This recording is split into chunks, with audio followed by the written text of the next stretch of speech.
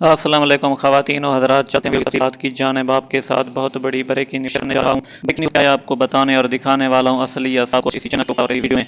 जी हाँ नाज़रीन, इस वीडियो के साथ जुड़े हैं और आपको पता चलें कि आज पाकिस्तान बामुकाबला न्यूजीलैंड का बहुत बड़ा टाकरा सेमीफाइनल का जारी है इंडिया में। आपको बताते चलें कि सबसे पहले बैटिंग की न्यूजीलैंड टीम ने पाकिस्तान के ख़िलाफ़।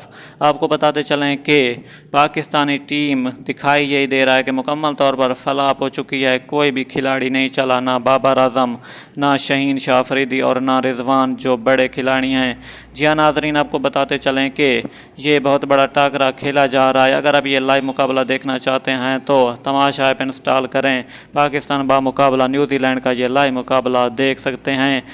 अब हम दुआ कर सकते हैं कि पाकिस्तान ये मैच जीत जाए, लेकिन लगता नहीं कि ये मैच जीतेगा।